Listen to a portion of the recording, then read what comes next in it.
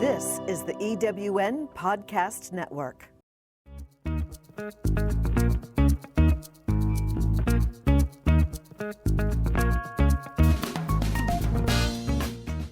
Welcome to Late Boomers, our podcast guide to creating your third act with style, power, and impact.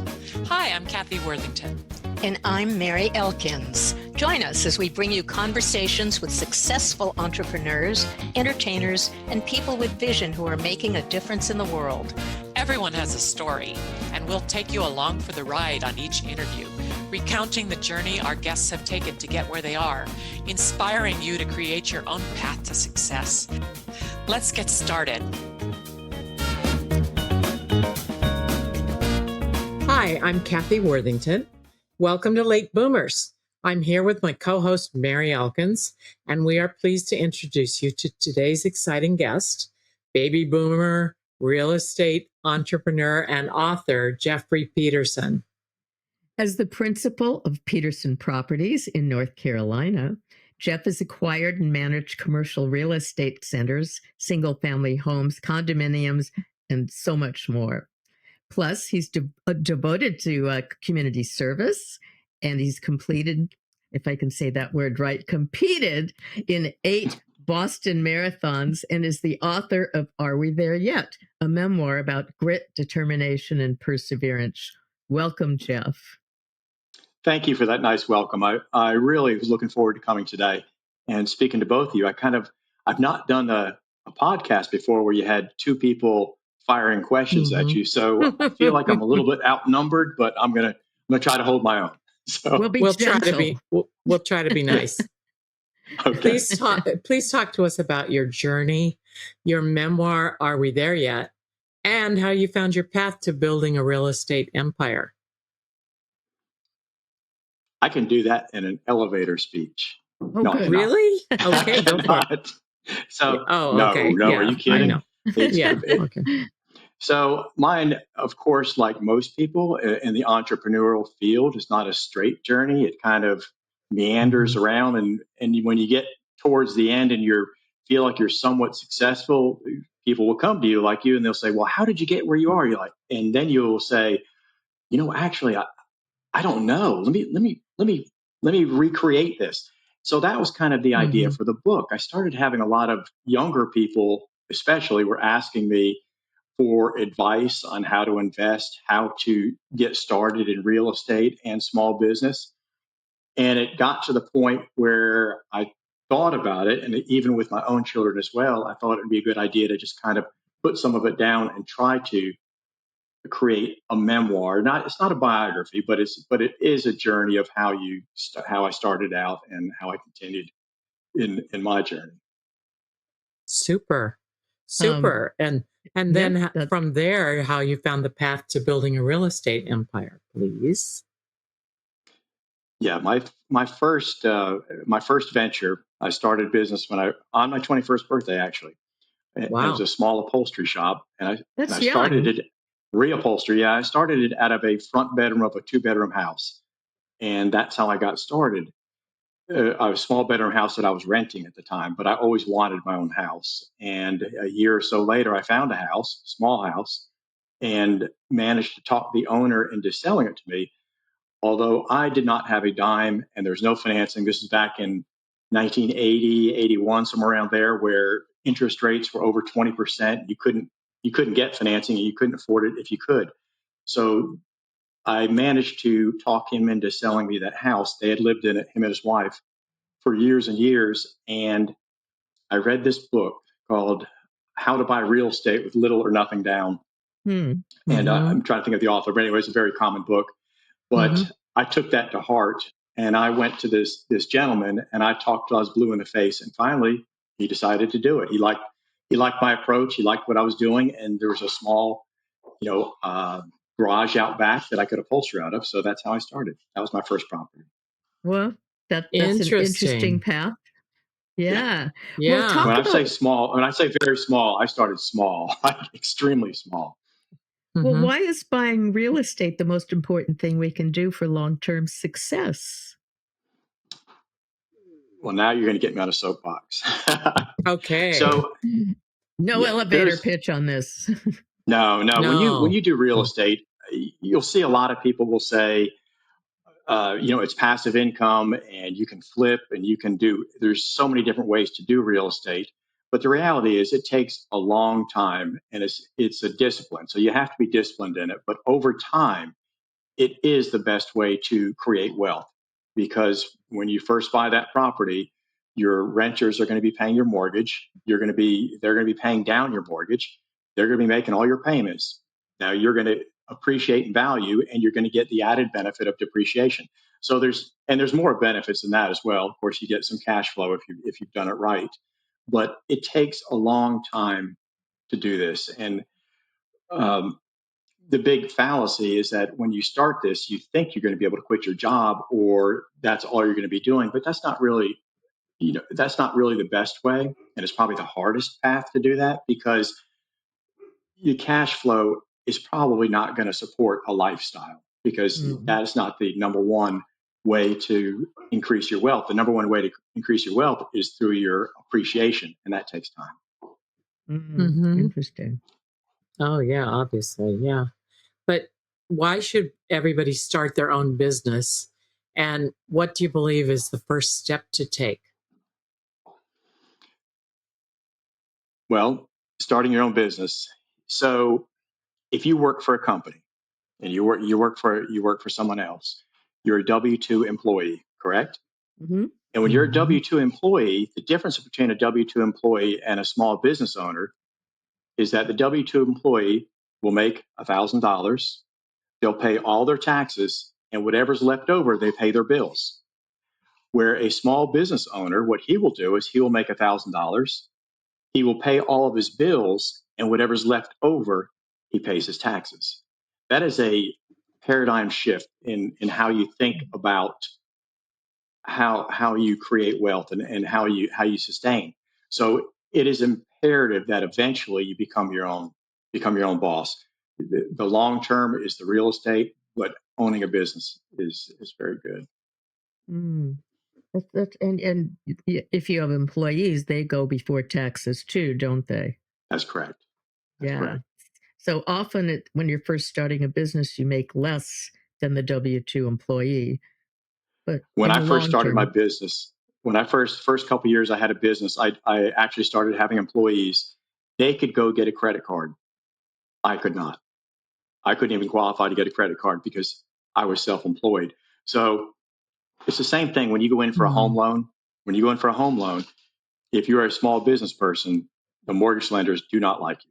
They would much rather work with a W-2 employee because it's so much simpler for them. But it's very hard with your self-employed because you know that it's not guaranteed. Yeah, because sometimes when you're self-employed, you may have saved up plenty of money for the down payment, but then I just went through this with some relatives. You have to then justify where did that money come from. That's right. And they don't believe you because you don't have a paycheck coming every 2 weeks. They don't believe you, like, where'd you get the money? And then if somebody gave you some money, they have to send a letter. It has to all be shown, the paper trail. So I guess they're worried you're laundering money or something. Have you found that to be true? I have not done a private mortgage, not private mortgage, but a regular residential mortgage in years. And now it's all commercial because commercial people understand business. So it's much simpler. The process is much more simple. But if you're doing a residential mortgage, believe me, they don't like people like me. They never will. It's just not. It's not easy. Yeah.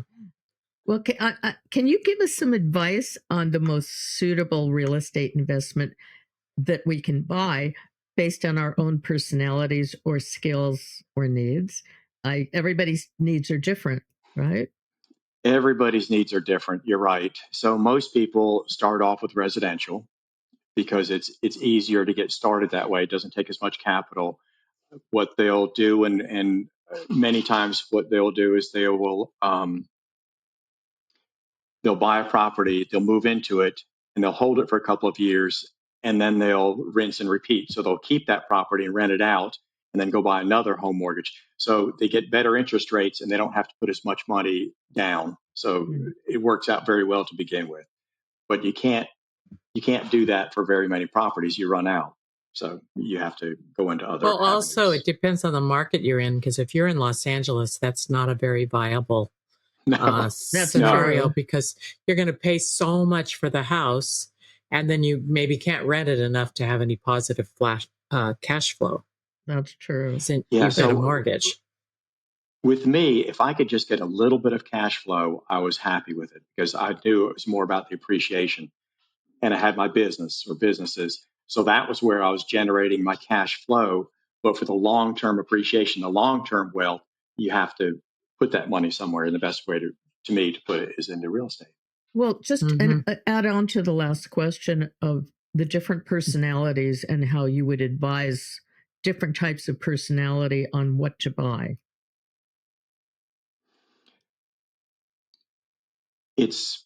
That's a loaded question. I'll give you one example though. So if Yeah. if you've got an interior design background, you have a very good eye for location and value. Maybe you'd go into the Airbnb short-term market rentals. Much better cash flow, it appreciates well, and it's hands-on. So if you have that mentality where you can actually manage your own properties week to week instead of just long term, there is much more benefit to that. But you have to have the right personality for that. Yes, you do. Yeah, And and also skill, it knowing matters what a you're lot. doing. It matters a lot the area that you're buying in, because Airbnbs are getting booted out of so many Yeah. areas. Like there's an HOA, you can't be in there. And, a lot of HOAs have come down hard on them because people don't want the renters coming in and out. So That's correct. how do people figure that out? Do they have to have a lawyer on each deal?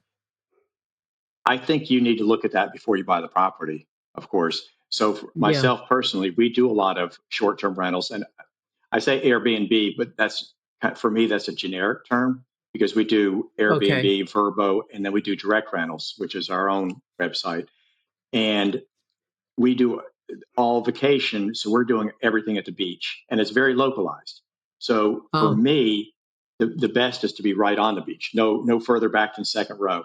And we is do them this all there together. East Coast beaches? Yes, East Coast, North Carolina. Oh, Yeah. yeah.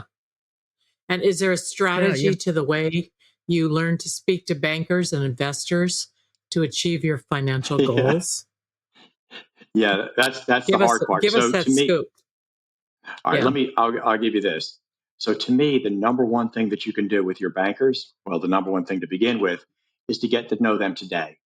So don't wait until you're actually looking at a property, or you're just going to just say you're going to get into the property business, and you're already in a business, or you already obviously have some wherewithal, or you wouldn't even be starting. So you need to know your banker in advance. So online banking is very big right now, right? So Yes. everybody's doing everything online. But the Mm-hmm. reality is, when you're dealing with in a community, you should be going into your local bank, into your branch, talking to the bank manager, talking to the bank president. So when you eventually go to them and approach them, they already know who you are. They see you out in the community. So you want to go to those community events. You want to join your local civic organization, go to chamber meetings and things of that nature, so that they know who you are. And it's just one little step when they're comfortable with you. And if they're comfortable with you, you're just created a huge or eliminated a huge obstacle. Is there another Yeah, kind of strategy you would use? Well, that's one strategy. Talking with bankers it's always difficult. I mean, uh, I would show them finances in advance. I would talk to them and say, "This is what I'm looking for. What do you need to see from me? What do I need to do next year? I want to start buying some vacation rentals, or I want to buy a commercial property. What am I going to need to do to prepare myself for that in advance?" And they'll kind of give you an idea. So you need to know the market. You need to be able to talk the language. So talking the language is no more than literally becoming financially literate. And when you're financially literate, then when you go into the bank, they already know that you know what you're talking about. But if you don't talk the language, they'll dismiss you right out of the gate. So you have to already know kind of what they're looking for. and they need to know debt to income ratios. You need to know all of that stuff that they're going to ask you. Not that you have to have it all. You just need to know what they're looking for and why they're looking for certain things. And what books would you recommend that people read to update their financial literacy? Something The only book that I would recommend is mine. Oh, I'm just joking. Smart man, very smart. You did say I'm yours totally is joking. a memoir, not a how-to. So yeah, it does have some nice tips in there, but it's more of a a lot of it's a rah kind of like, okay, you can do this too, but there are some nice tips in there. As far as other books, there's so many good ones out there in the market. I like following some different podcasters as well that I think some are more entertaining than others, and they may not be giving the best advice, but they're pretty entertaining, and you can pick up bits and pieces. To me, I'll read a book and I might pick one little idea out of 200 pages. I was like, wow, that's really interesting.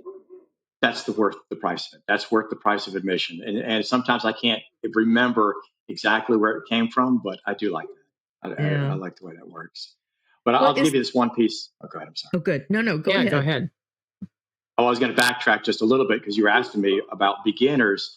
You kind of said beginning in real estate, but also this goes to beginning in business.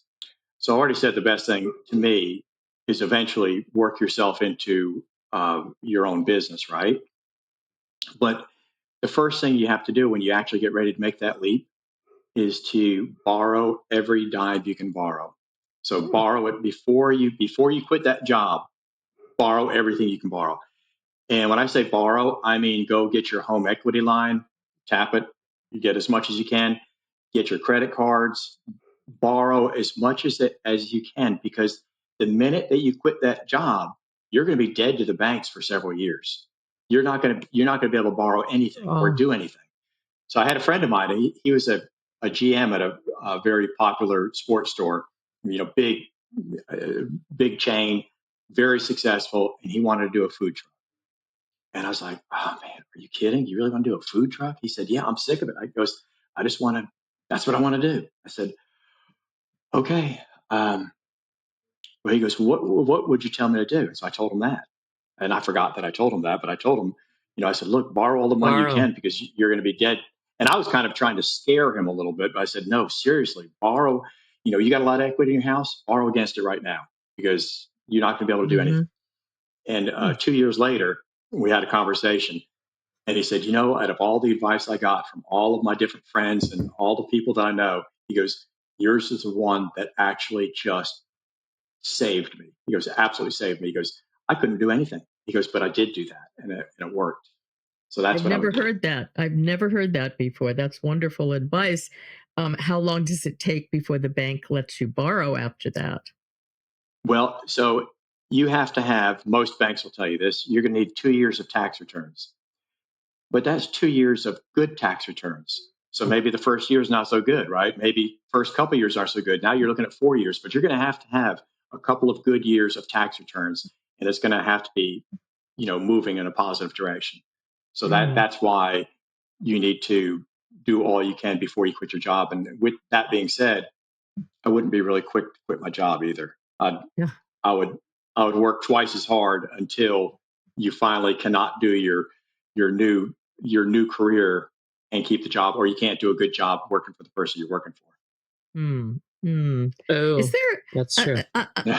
To pivot a bit, is there a trend in real estate now, such as building apartments and condos over retail stores? Yes, I'm doing that right now. So it's that trend, I think, is more city driven. So I'm building now in Holly Springs and we're just about done with it. But I remember doing that. We were going to put in apartments and they said, we will not approve this unless you put in retail underneath it because they want the live, work, play, model. And it actually, it's a great model. How much retail, how many apartments, therein lies the problem because banks, again, so they've got different appetites. Some of the banks, they want apartments. Other banks, they just want commercial. but there aren't many banks that want both of them together. So when you're looking for your financing, that makes it opens up a whole new realm of issues. So that makes it hard. I tell you But what, to, it's a 'cause- huge trend in Los Angeles right now. It Those is. buildings are everywhere. They're Yes. above Target and they're above Trader Joe's. And sometimes it's not a lot. It's an anchor store. It's one store and lots of apartments. That's what I'm seeing all over LA now. But it's different where Absolutely. you are. yeah, it's coming. We're doing a lot of that, but it's not quite as dense. So you don't have Right. Yeah. as much of that, but you do have a lot of that neighborhood kind of.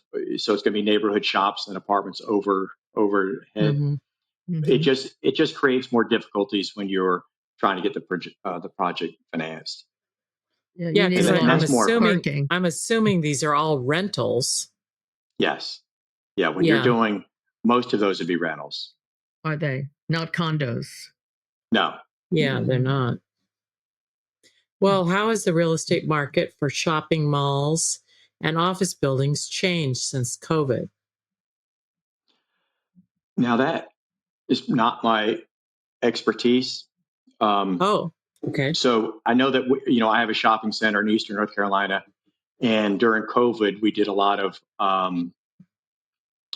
worked with a lot of the tenants, trying to keep them in there. We forgave rent. We didn't really forgive rent. We kicked it down the road, but we managed not to lose any of the tenants. So that was very good. Great. But it was difficult for everybody, and the banks actually worked with us as well, because they would come and say, "Hey, look, if you need a forbearance, we can kick this back 3 months. You want 6 months, we'll kick it back 6 months." So everybody kind of just was a lot more lenient, and I think you had to do that, because otherwise it would have been a house of cards. Everybody would have been collapsing. Mm, Yes, you're yeah. right. Yeah. So I know that you've run in 8 Boston marathons. So Yeah. tell us about some of the sports that you love, because I know you do more than run. And also, I'd love to know what it was like to run in 8 Boston marathons. Every one of them sucked. Can I say that? No. Yeah. No, Love it. I can tell you some stories. So the first one I ever ran, um, it was I just ran for me. Now I'm just a age grouper, right? But I ran a phenomenal race. It was just fantastic. The very next year, this is in 2014, I ran it again. No, hold on. I'm getting my years mixed up. This is 2012. So the next year I ran it again, and it was 90 degrees out. It was so hot. Ooh. They were asking people to defer to the following year, and they'd refund your money, or they just kick it to the next year. And I was in great shape, and I was like, I'm just going to run it the same speed I ran it last year. I'm not going to kill myself, but I'm going to run it again the same way. Well, 90 degrees running does not get along well with me, right? So I tried to run at the same speed, but by mile six, I still had 20 to go. I was actually seeing stars, and I was terrible. So it took me 2 hours longer to run that race.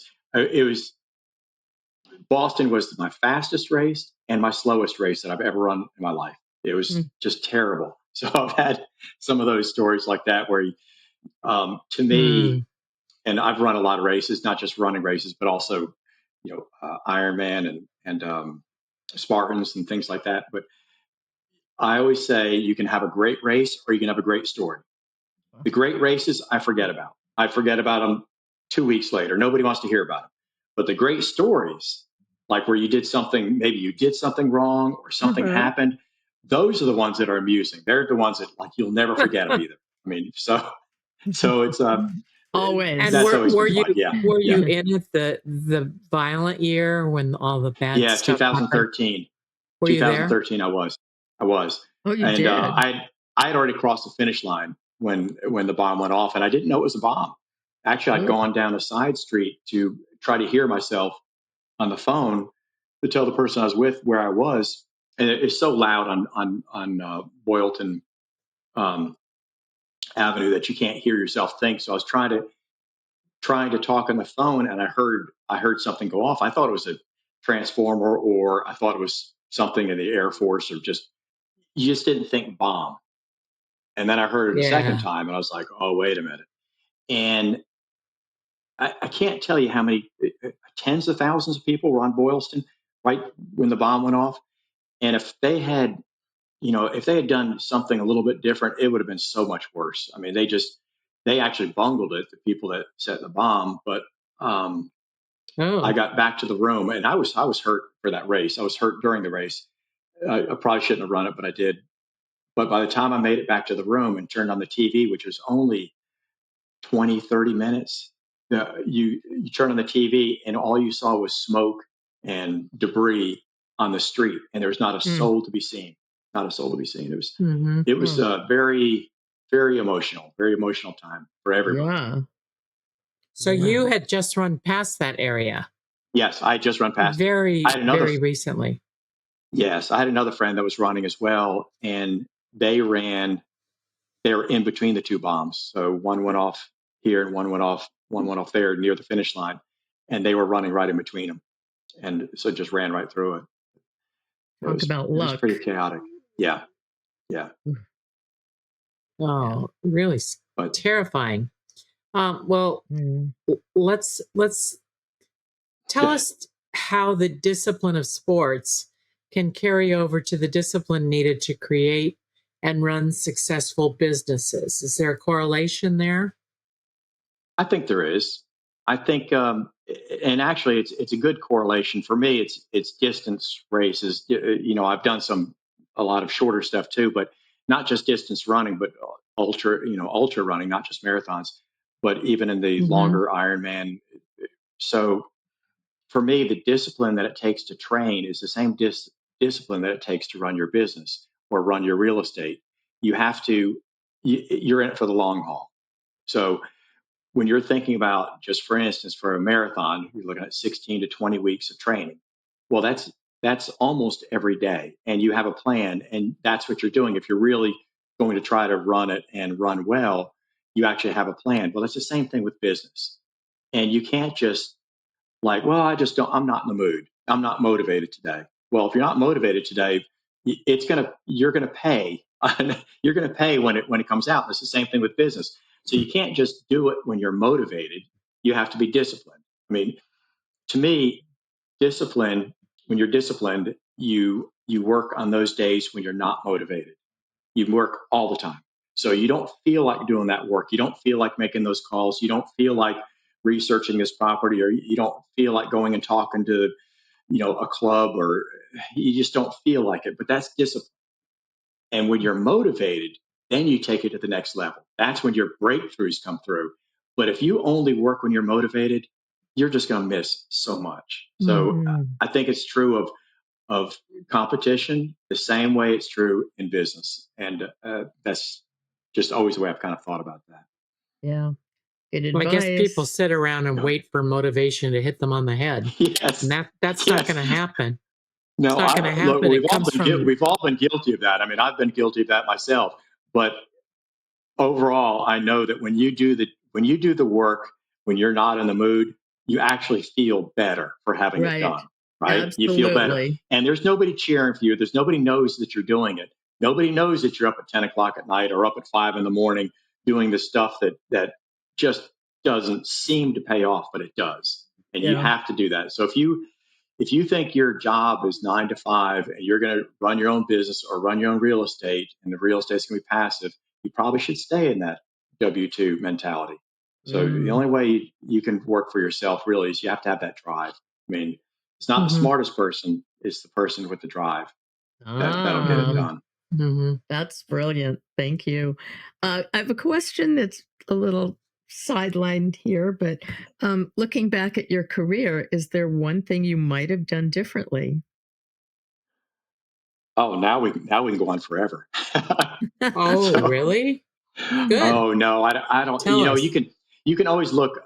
I look at mistakes that I've made in business, mistakes that I've made in real estate. I used to joke and I say, what kind of real estate do you buy? I said, I buy the good, the bad, and the what the hell was I thinking when I bought that?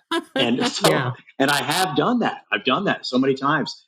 And after a while, you do have to trust your instincts. So sometimes it just doesn't, I have to go back and analyze what I've done. And so sometimes I'll go back and I'll go like, well, what was I thinking? What was my thought process?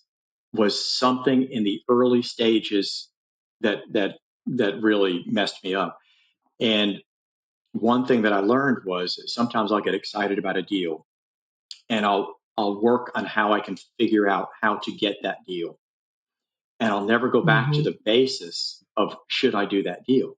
So just because you're able to do a deal doesn't mean you should. So my biggest mistake would probably be doing, it's not the ones you miss, it's the ones that you did that maybe you should have just said, you know what, I should just pass on that. They make good stories. They make great, yes, they make great. I do have some great stories, yeah, property stories. Yes, they do. They do make good stories. Yeah. But Well, can tell you us zero one. in on can you zero in on something that you could have done differently that maybe is a lesson to somebody else? Well, let me think of one I could zero in on. There was a property at the beach, and this is one I didn't do. Okay. So it was a property down at the beach, and it's the south end of the island, and it was advertised as, and the details are a little blurry now, like they become, but basically it was advertised as 4 lots and 2 buildings. And so I go down there and look at it, and I thought it was going to be a really great deal because I'm like, 4 lots, these are worth this, and I was like, well, this is really attractive. And so I was going to do it. I started doing the due diligence, and then coming to find out, the 4 lots included the buildings. So the buildings sat on the lots. It wasn't plus the buildings. It was totally together. So it wasn't nearly as attractive to me. And there was more to it than that. It had some docks out on the water, and but it was all kind of dilapidated. It looked bad. So I passed on it, and I was annoyed at the broker that had told me about it because I said, "This is not. You didn't market this the right way. It wasn't presented like it should have been presented." So I walked away. 6 months later, I'm driving on the road, and the light bulb goes off. I pull over alongside the road. I call up the broker. I said, "Is that property still available?" He said, "No, it's gone." I was like, I can't believe it. What I discounted was the value was not really in the lots in the building. The value was in those docks on the water. And since they were not in great shape, I didn't really look at those.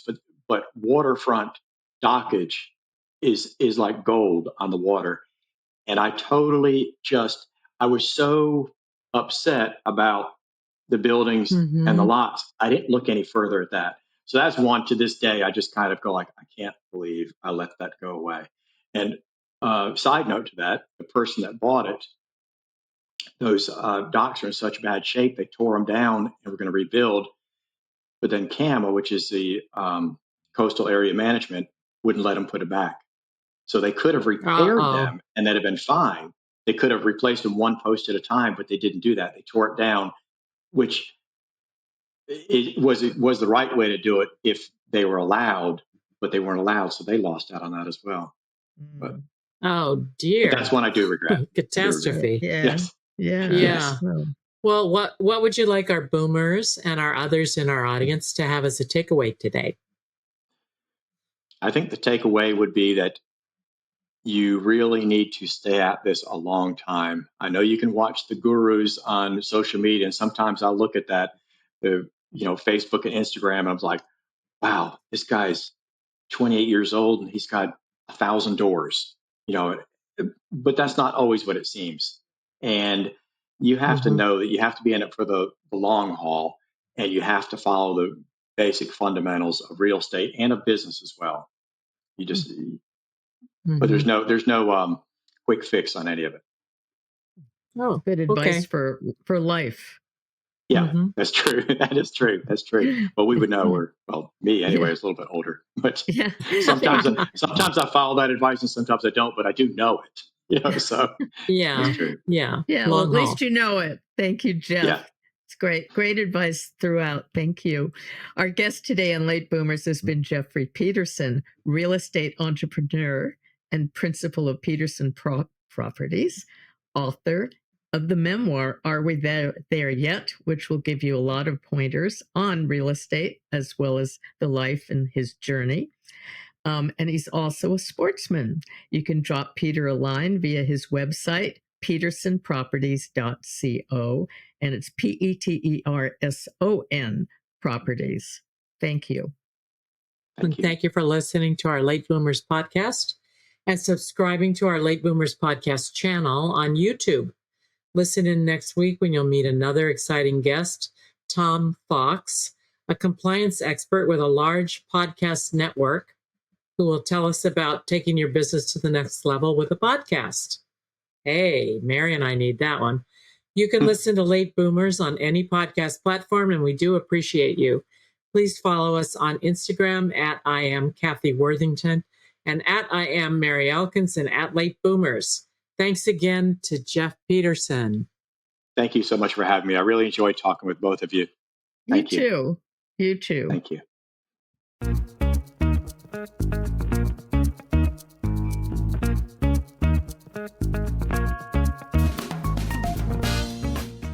Thank you for joining us on Late Boomers, the podcast that is your guide to creating a third act with style, power, and impact.